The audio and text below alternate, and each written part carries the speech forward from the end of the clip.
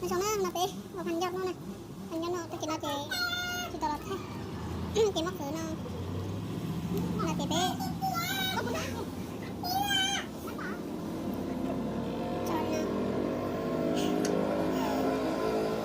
thì là đằng cây nó đây là cho nó thì mà bé học đây thì chúng nó cây kìa để chúng nó ra điểm đi này nó là chặt thứ nó chặt thứ gì ha chỉ đặt thứ rong go đi đâu đó là này tao phải dùng nó sẽ chặt thứ nó đấy thứ rong go đi nói để cái đi chơi cái nào cả thì mới cho đồng cho nó cho nó nó thì nhỏ đấy chứ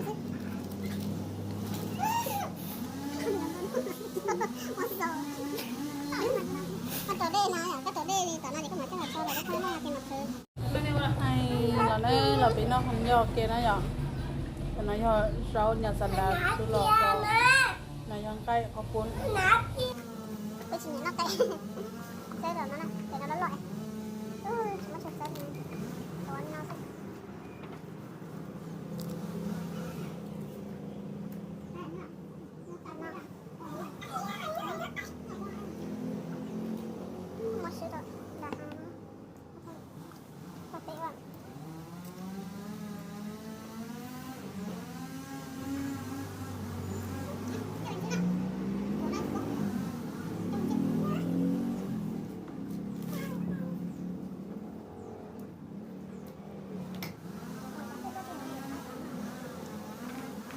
cái kia xong nè, tôi có thể đu luôn nha. Ôi sao chị nó thể đu tay nhá, là chị, ok nó, trời ơi, to luôn, cô ta đừng có đi kia, giờ nó nhiều cái chị, giờ nó, đi nữa,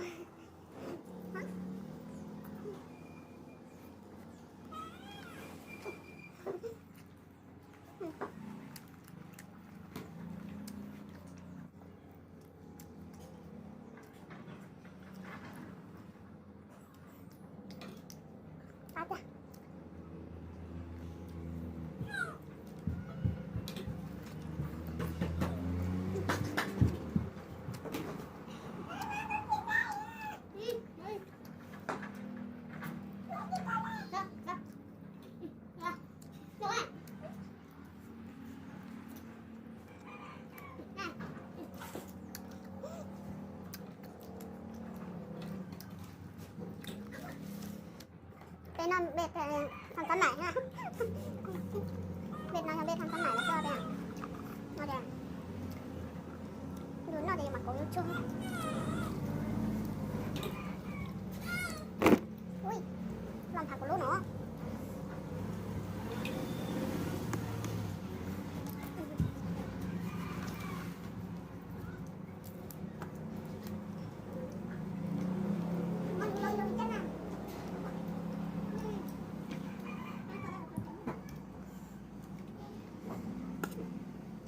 Cây trồng nó.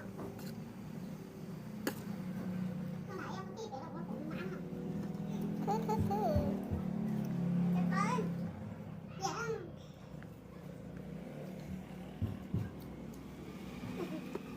Tao á. Đi ra được thì nó được.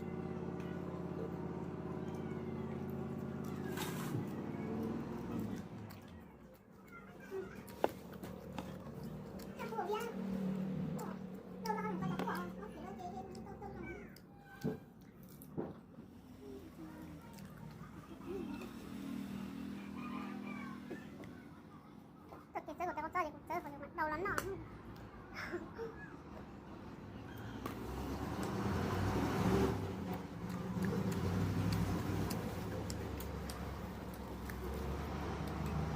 Đó là cho nào cho.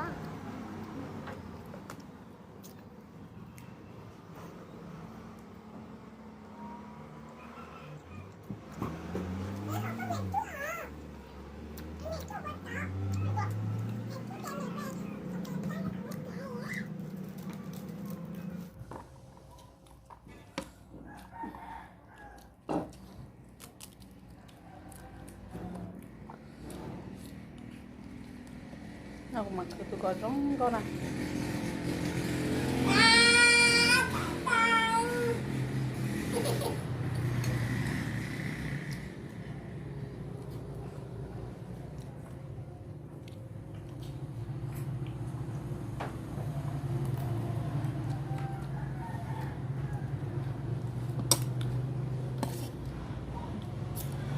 ลองไก่นะ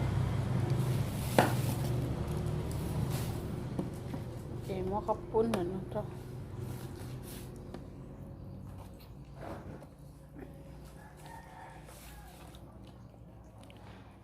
คือ คือchúng ta nói ta chỉ cũng là nó có chẳng không nó có ta gì cả không có cho một lần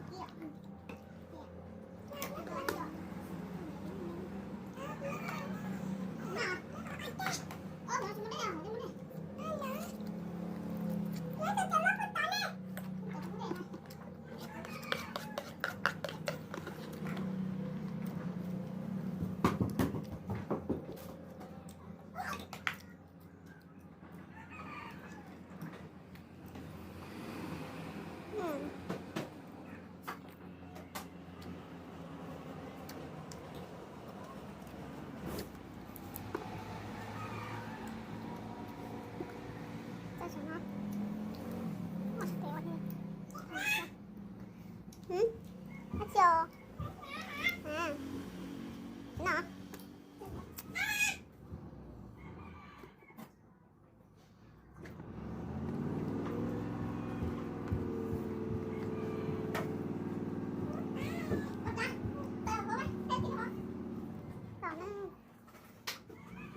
Cái cuốn nào chị cũng khởi trong đi nữa hả?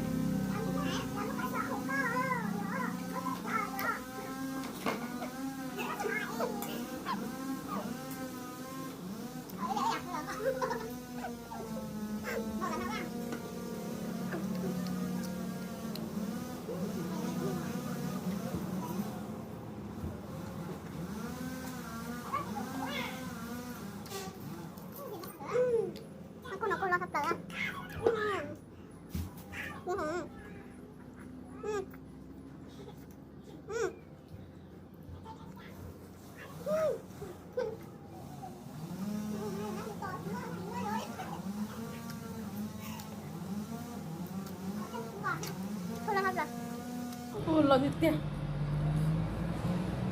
nó chỗ nó này bắt thì một khờ nó rồi lo mà thì bỏ khử từ nó từ thấy kia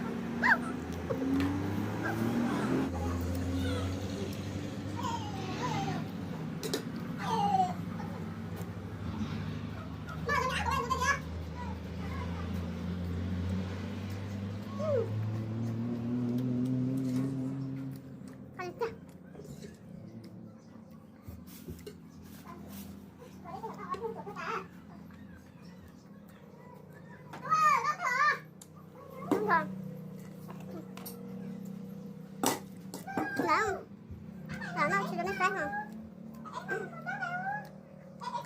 Mà đi xin đi đồ ăn ba